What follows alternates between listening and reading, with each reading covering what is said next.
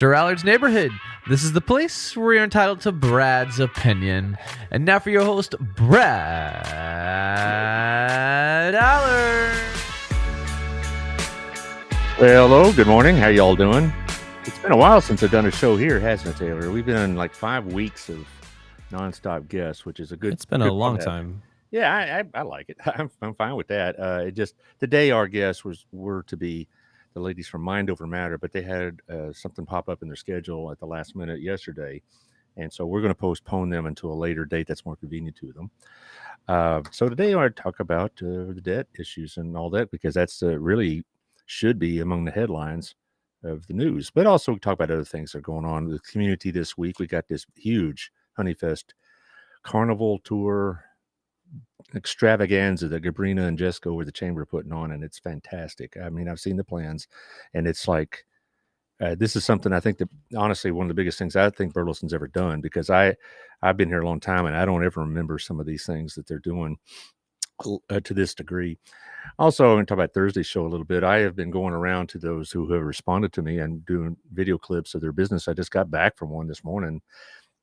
My friend and former student Tim Spears and his wife Cassie have a very impressive portfolio of rental houses, and we talked about that. So we'll be talking about all that, just having a general conversation day. How you doing today, Taylor? I can't complain. You keeping busy? Yep, knocking out my to-do list. Yeah, that's kind of what I'm doing. You know, today I'm going to see 5 businesses, and I see a couple more tomorrow. So I'm running around here like my pants are on fire or something like that. But before we get into all the details, let's talk about those who make all this possible for you. Thank you to Daniel across at Burleson at 317 Southwest Wilshire. As I've been mentioning before, I'll have the new owners on the show on June 6th, a young woman named Alexis Curtis and her partner. And we're going to be we're talking about, what they have to offer and whatnot. So CrossFit Burleson .com is where you find out about their plans and whatever else. And, regimens, membership, classes, etc. Also, Shandy Stockstill, the Stockstill Group, who is probably one of the premier real estate agents in this area. She's doing some work for us, and she's doing a great job. I mean, she's showing a house in our family, and it's multiple showings already. So she really gets after it. The Stockstill Group, get a hold of her if you're moving into this area because she knows where to go. Also, our friend Otto, I saw him yesterday. I'll see him, or at least his son, I guess, on Thursday morning. We get there pretty early on Thursday morning every other week. The men in my Sunday school class do this. So we got that going on with Otto. He's as always, a really good place to do business. One thing I noticed, I was watching him talk with his employees before he came over to visit with me for a little while, and not an ounce of shall we say, I'm the boss, do as I say. It seemed like a genuinely collaborative effort, and I didn't see even a speck of this, well, I'm your boss, so do as I say routine at all. So I really appreciate the way he handles his business. Also, thank you to Chris. I'll be going out to Wild Cigar today to do a video clip. He got a really nice humidor, and I want that to be shown because I've seen other humidors, and this honestly is the best one. It's the most complete. It's the most has the most inventory and the most selection of anybody I know of. So go out there and check that out in the next few days. I'm here and doing all the sharing and whatnot, making sure I get everybody out here. Okay, I think we got them all. So anyway, also we'll continue with the role here. Local Life, Tiffany Nico magazine comes out next week. It's always a great magazine. Pretty soon, I think next month's issue is going to be about local heroes. So be on the look for that. That's a good thing to do for somebody in our community that has really given more than just a little bit of attention. Last year, Mary Slaney was on the cover, and she's heavily involved with this honey tour and festival, carnival, whatever you want to call it. She's helped ramrod in some of the volunteers and getting it all organized. So thank you to her. Also, thank you to Southern Gym. They're there right now on the top floor. The Windmill Building just opened at 10 o'clock. So they're ready and waiting. And so they'll be very, very soon. They're going to be moved in downstairs. They're in the process of doing that now. And it's their hope that they could start the month of June in their new facility downstairs, which is very, very nice. Several people have seen it and seen the plans, and it's going to be very nice. So check it out this week. Also, First Due Detailing that with Caleb Bettino, 817-776-0478. First Due Detailing will come to your place, wash your car, detail your car, so you don't have to take it anywhere. You don't have to worry about getting a ride home or getting a ride back out there. It's right there at your home or at your business, and they'll take care of all that. So call 817-776-0478 or hit firstduedetailing.com and make an appointment. Old Pro Roofing, John Williams, a local specialist, 817-734-2756. Old Pro will come out there, check your roof out. We've been lucky so far here in Burleson that we haven't had any really damaging situations with the weather and whatnot, but it doesn't mean the roof doesn't need to be inspected, particularly if it's over a certain age. So John will come out there, take a look, and tell you what you need. If you don't need a new roof, he'll tell you. If you do, he'll tell you that too. 817-734-2756. Also, Melissa Harmon, she also is urging people to check their roofs as an insurance agent with Texas Farm Bureau. It's interesting. I've had a lot of guests with Texas Farm Bureau clients, it seems like, and they just rave about this service. And John from Old Pro deals with insurance companies all the time, and he says that Texas Farm Bureau is probably one of the most cooperative and most concerned about their clients of any of the insurance companies that he knows. So call Melissa Harmon, 682-804-0534. She saved me some money. She helped me increase my home insurance and at the same time saving me $50 a month roughly. So if she can help you, she will. If she can't, she'll tell you. 682-804-0534. Also, along these same lines of Lisa Moore Smith, I had them on last Thursday, and they talk about not just the damage from storms like the Ice-Mageddon or some heavy duty hailstorm, whatever. They do deal with the damage caused by that, but they also deal with more typical damage caused by water leaks, hot water heaters, toilets, washing machines, whatever. And sometimes they go unattended and it causes real problems. Also unattended deaths, which I did not know that was a deal, but apparently it's part of it, and it does pose an environmental hazard, and they will go and take care of all these issues. So call Lisa and Morris over at Stop Restoration, where they get it right the first time. They got us pretty well drilled. All right, we'll do the nonprofits in the carnival towards the end of the show because I'm just anxious to jump into the debt. All right, some of us old timers have seen this song and dance before about raising the limit. But here's the thing. Some people who really don't know all the background of this think that this is something that has occurred only in the last 20 years or so. The debt limit went into law in 1917. It was adjacent to the funding of World War I, because when they were funding World War I, these Liberty bonds, as they were called, the Congress did not want the federal government basically just to issue unlimited credit. And so they put a limit on it, and that law still is in existence. Now, routinely, the credit limit for borrowing is raised. There are some people that will put a line in the sand that says, I will not raise the credit. And then when it turns out, well, their own constituents will be caught in the backwash of this, they quite often will acquiesce to it. So this is a bipartisan thing and has been well over a century. So the idea that the Republicans are at fault or the Democrats are at fault, well, it depends on what situation you're talking about. And at the risk of sounding partisan, at the risk of sounding like a cranky old Republican coot, which some people think I am, this is largely Joe Biden's fault. And I know that I complain about Joe Biden some, but this time I mean it. Well, I always mean it. But I'm just saying this is largely Joe Biden's fault for the way he handled it, for the arrogance, the way he's handled it. He's backed himself into a corner, and now we are in a situation where supposedly on June 1st, which is a week from Thursday, we'll run out of the ability to borrow. And that means a lot of things that the media isn't really telling you or is shorthanding you.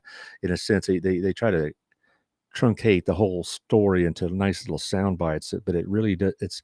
There's a lot more to what's going on with this debt limit crisis than what the media is really saying about.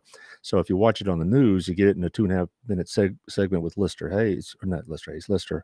Holt on NBC News, or David Muir on ABC News, or whomever's at CBS.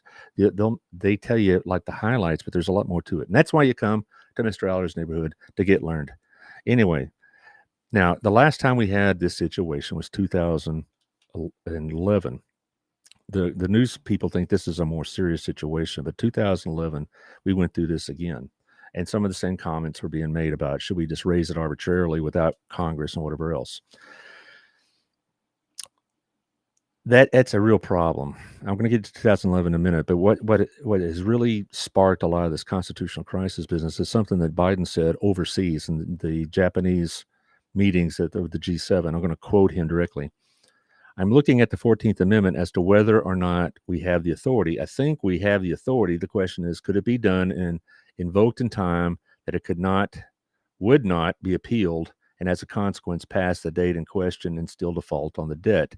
That's a question I think is unresolved. So here's the thing. Joe Biden went through months saying he didn't have the authority to do this. And then he's being pushed by the progressives to do just that. A side note about these progressives, I don't understand them at all in some ways. They would have him violate the Constitution in a way that if Trump or Bush or Reagan did it, they would go absolutely off the chain and scream and holler about constitutional propriety and saving the Constitution. But then last week you get Bernie Sanders get out there and say he needs to consider using the 14th Amendment.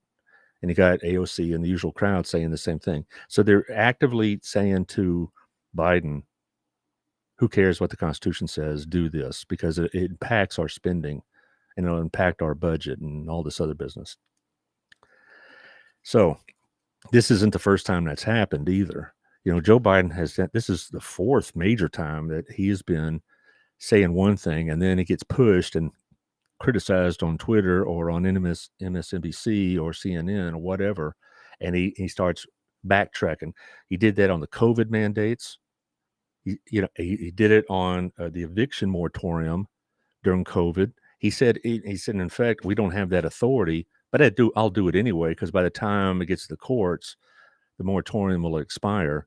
And so he basically willingly and knowingly violated the Constitution. Then also the biggest one is the loan forgiveness. He went around for months saying, I don't have the authority. Nancy Pelosi went around for months saying he does not have the authority. And all of a sudden he does it in time for the election, of course. And that's now in the court and it'll be decided next month. And I will bet a full dollar it's going to be overturned, just like the eviction moratorium, just like the COVID mandates. And this would be even more spectacular overturn, I promise you, if he went to the 14th Amendment route. What the 14th Amendment says in particular, I'm going to quote the part that they keep throwing down at you. It is the validity of the public debt of the United States authorized by law, including debts incurred for payment of pensions and bounties for services and supporting insurrection or rebellion shall not be questioned. Now, the 14th Amendment was passed in 1868, and the primary purpose of it was to make sure that the newly freed slaves would have the rights of citizenship regardless of what state they lived in, because state rights issues prior to the Civil War basically said that that the states confer citizenship, not the United States. And it was also a direct overturn of the dreadful Dred Scott decision, no pun intended. And so and if you're not familiar with the Dred Scott decision, it basically said that black person could never be a citizen of the United States, and this is making it very clear that they will be citizens of the United States. So that's the primary function. That, and they would have all the rights, the privileges and immunities, and the protections under due process of law. Now we know in our history those were withheld from the black citizens for nearly a century, but that's another conversation entirely. The point is that the fourth clause that talks about the debt, and what that was pointed about was they did not want the debt to be not upheld for expenses and future expenses for the Civil War. They want to make sure that the United States government would always honor that debt and that future governments wouldn't renege on it. So the limb that they're going out on is not something that is applicable to what's going on now. This is something that was specific to the post-Civil War era. And so they're going out on this limb saying, well, he has the ability to raise debts. Well, I find that to be spectacularly unconstitutional. And so again, he goes out there after saying all these months, I can't do it. It's up to Congress. And now he's saying, well, Congress passed a law I don't like, and therefore I'm just going to go about this difference. That's another thing I'm going to get to more later.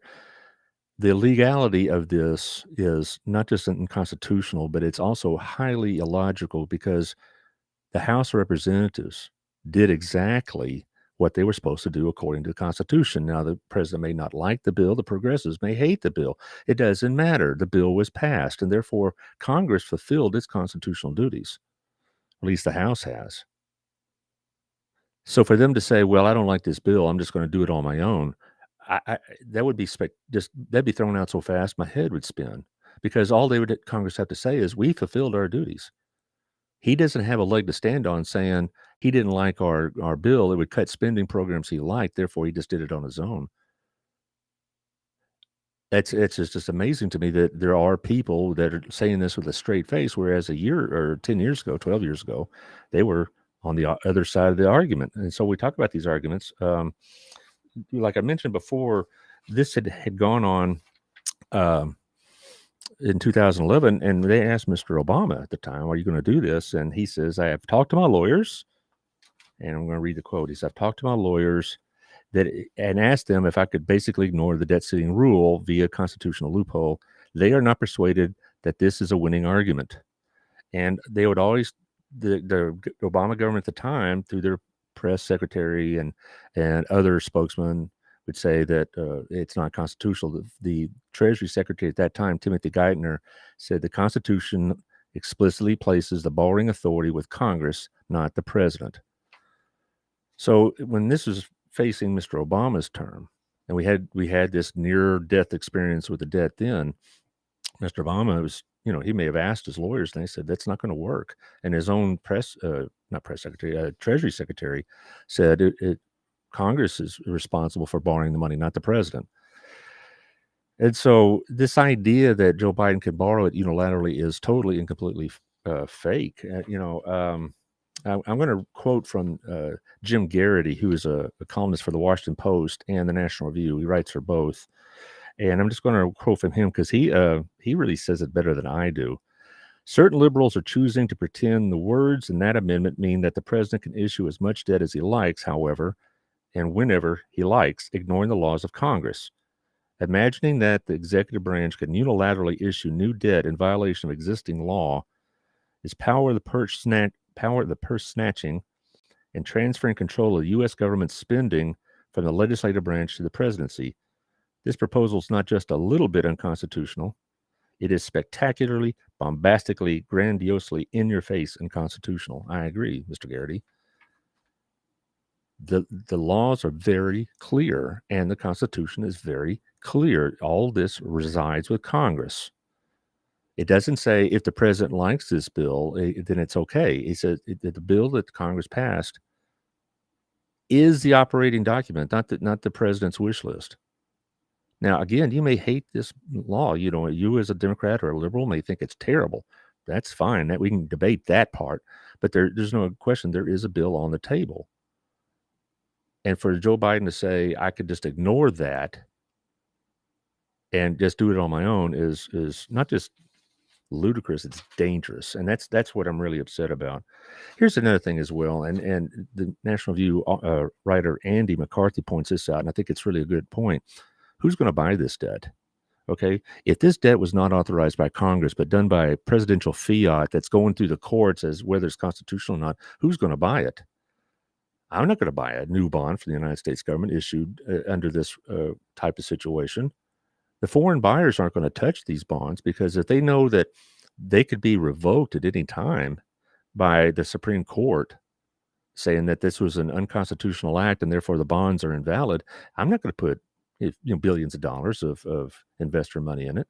So the whole point is that even though Joe thinks he can do this with a wave of his hand, no one's going to buy this debt. And the only way they would ever get anybody to buy any of this debt is to raise the credit rates. The credit rates are a reflection of the risk involved in these bonds. And the higher the risk, the higher the rate you must charge to induce people to buy it. And so it's going to be incredible.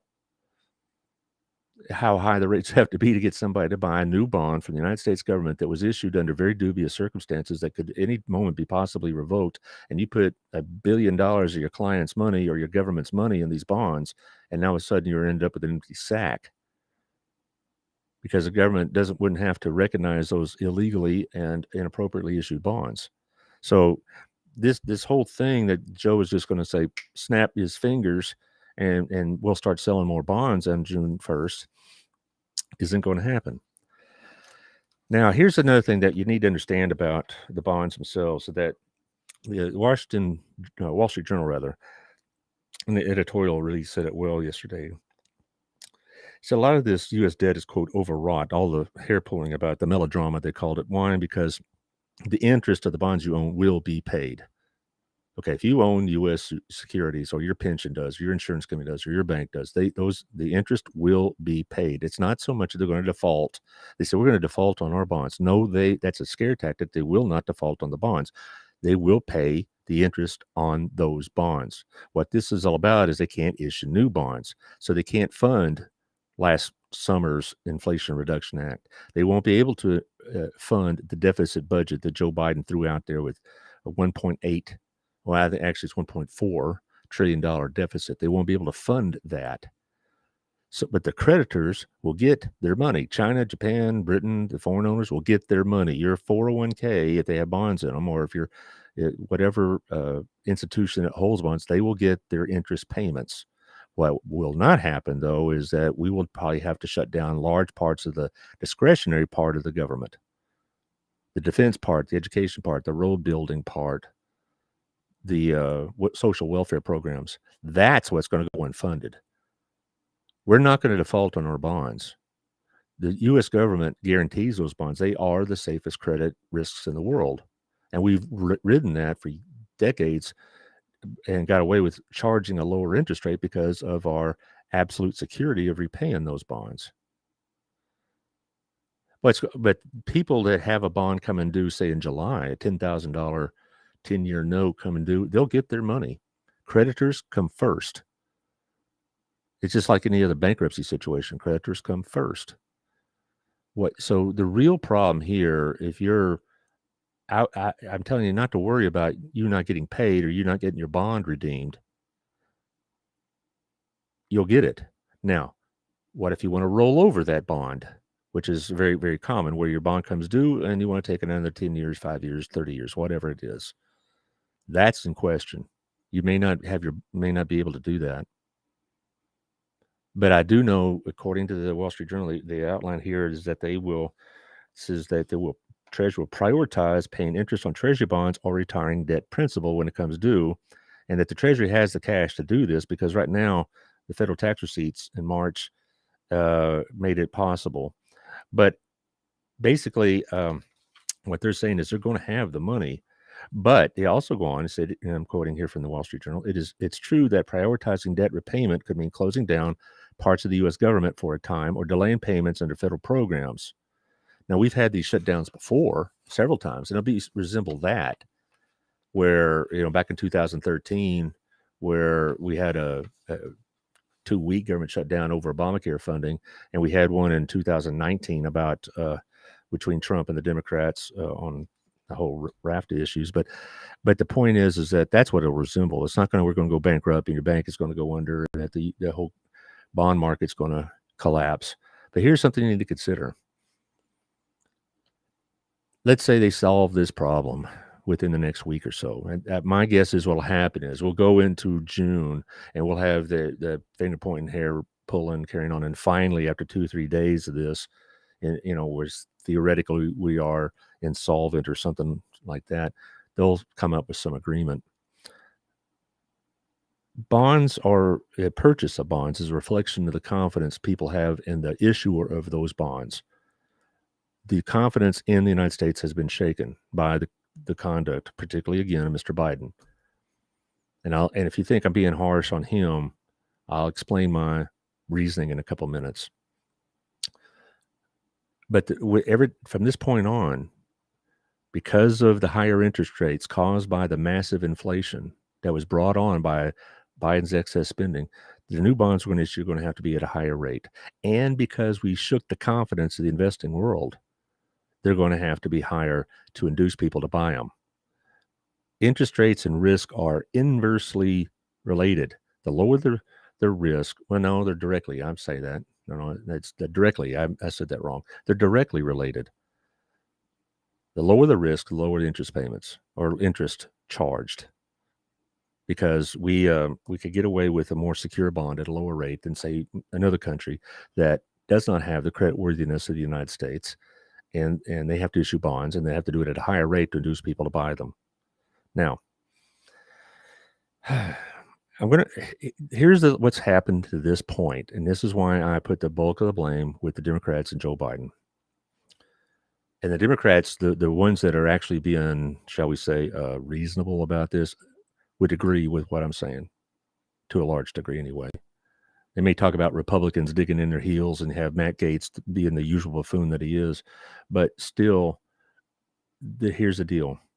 When they passed that Inflation Reduction Act, which is I hate that name, but when they passed that, they did that on the basis that they could borrow more money. They assumed that they could just raise the credit limit.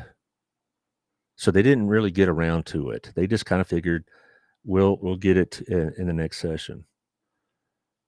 And so they just figured, whatever we pass today in July will pay for, when we raise the credit limit.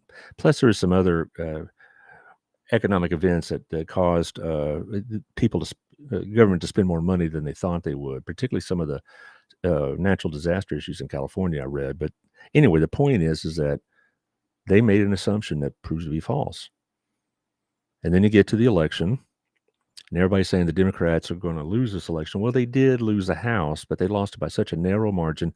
And you had included in those Republican seats people like Matt Gaetz and Lauren Boebert and the rest that were going to dig their heels into the sand and not budge an inch on it. And they said, and so they didn't think that the Republicans would ever pass a bill dealing with the credit limit.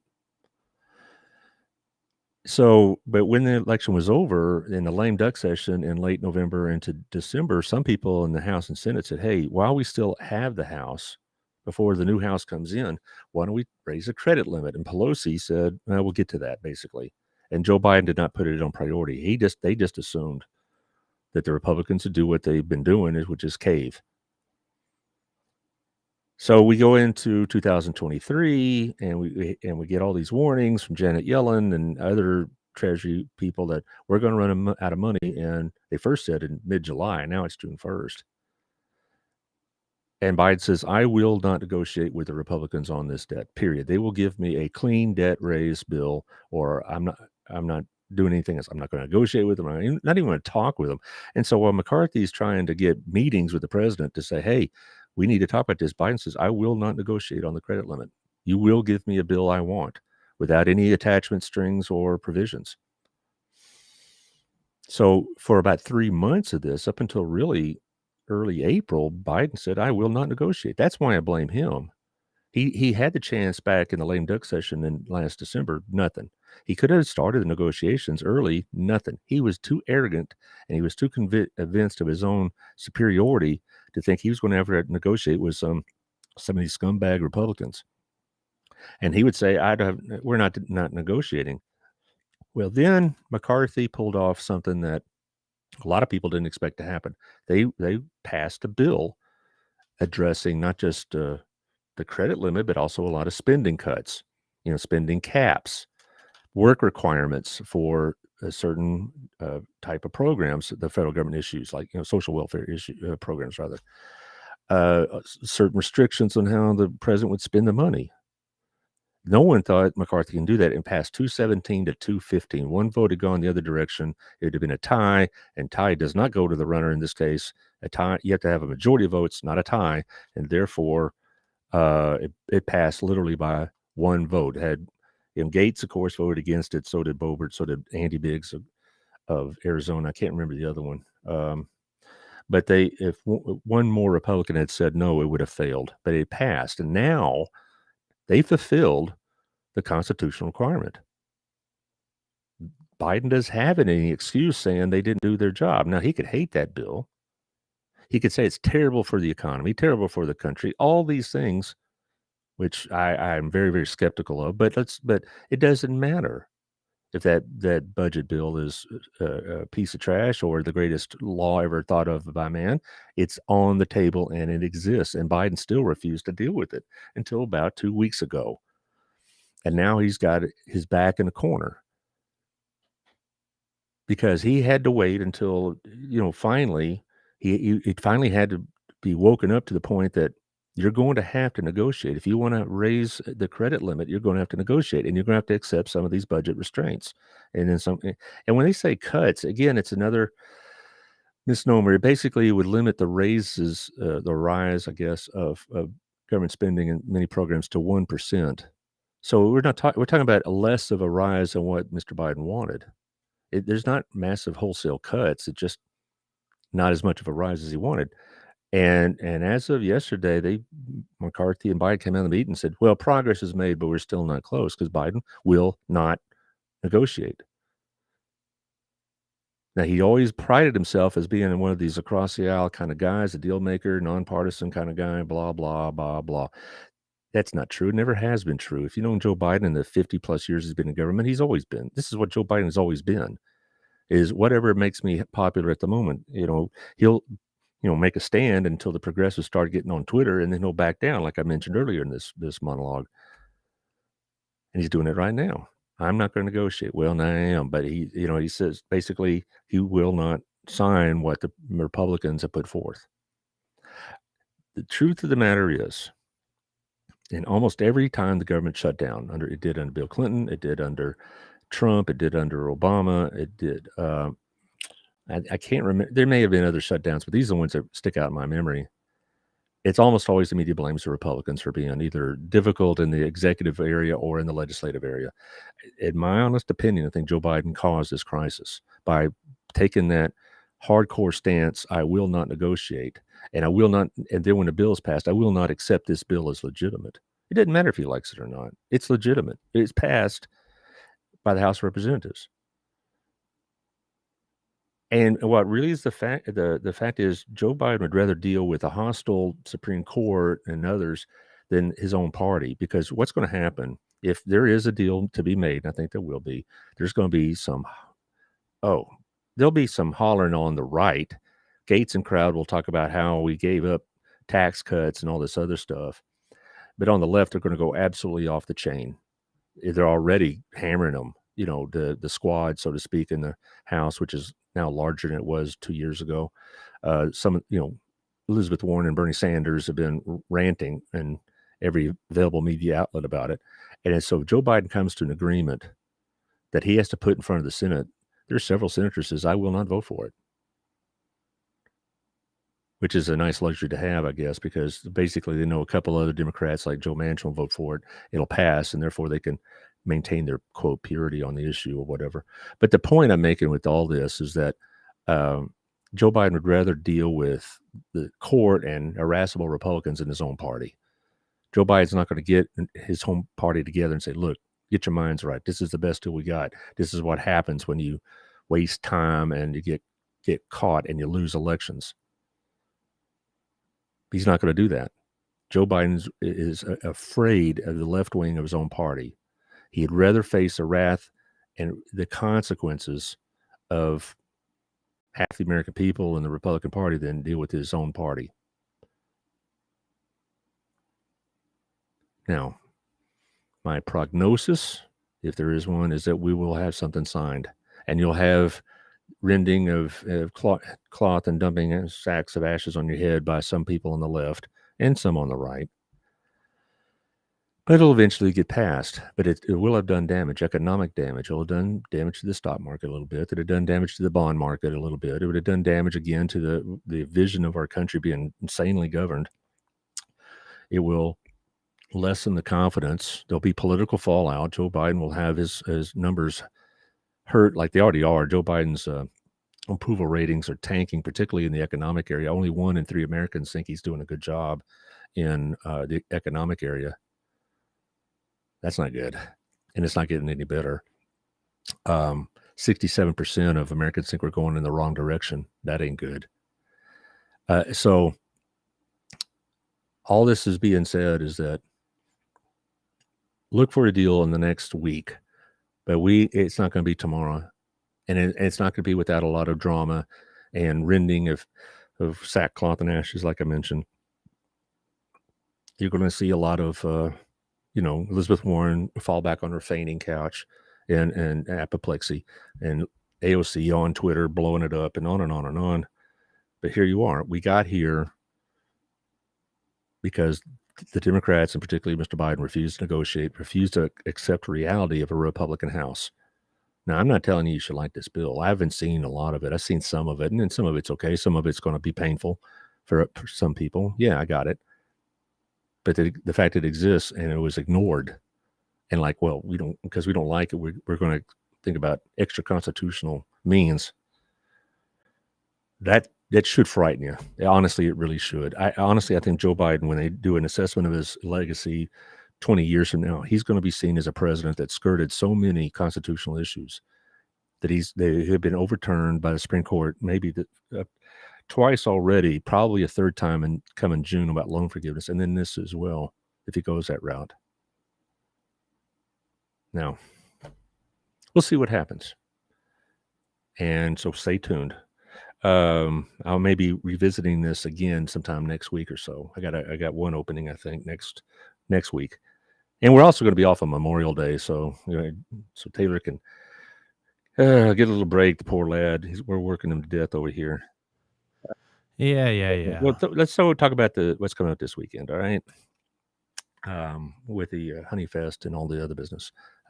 Mary Slaney sent us this. We have the tour itself, and it's going to be on a Saturday on the 27th, and it's going to be an Old Town tournament. The bike tour is like 50 miles, 50K, various distances like that. And it's around the Johnson County area, and it's going to be on Saturday morning, pretty early, in fact. But the whole event starts Thursday night and Friday night from 5 to 10. There's going to be stuff downtown, music, vendors, carnival rides, whatever. And then go back to the last one. I want to see what Saturday's times are. Yeah, there you go. 2 to 11 Saturday and Sunday. So this is a long event. Saturday night, that'd be a great date night. The weather's going to be a little warm, but during the evening it'll be cooled off, and they'll have the lights and the rides and all that. Same thing Sunday afternoon, Sunday evening. It'll be a nice way to end the week, go into the Memorial Day. And so what are we going to have? We're going to have various musical groups, including Brock DeWald and The Back Road. I have some of his music. It's great country music. He's going to be on May 27th, so it's going to be on Saturday night. They have all these others that Dad Rock Band. I don't know these bands, but they're local bands. A lot of people do know them. Dalton Torres and Austin Seals will be on May 25th. So we have a lot of live music with the carnival rides and vendors going on in the background. It'll be like old-fashioned county fair. It's really going to be great. I think Gabrina Daniels and Jessica Pounds did a tremendous job. Now we have the map here, which obviously you can't see on Apple and Spotify, but there are various areas in which you're going to have parking, and also where the events and the carnival rides are going to be themselves. So if you want to see the map, check out the website for the Honey Tour on the Chamber of Commerce and on the City of Burleson. Mary Slaney has it on her Facebook, and it's been shared dozens of times. So I know you can't see it if you're listening to the show, but if you've been to downtown Burleson, Old Town Burleson, you know where I'm talking about. There's going to be a lot of carnival rides. I think one section is going to be in that parking lot across the street from City Hall, across from Warren Street. And then I think there's even on the other side where the old police station used to be. So there's a lot of rides in that area. So anyway, I hope to see you there. I'm going to probably make more than one trip out there. And thank you, Gabrina and Jessica, for all your hard work. Putting something together like this, it's a massive undertaking. All right, Thursday, I'm going to have the business focus show. I've already done 4. I got 5 more today and 1 more tomorrow to go to and focus on it. If you still want to get a piece of that action, let me know. But I'm running out of space and time for it. I'm doing about 2 to 3 minute clips, and then I kind of introduce the business right before it, and it's fun. It's going to be a lot of fun. I'm going to send these to Taylor. He's going to doctor up some of my and whatever else I say, and it's going to be a lot of fun. So check out the show on Thursday. You good, Taylor? Yes, All sir. right, guys. We'll see y'all in a couple of days.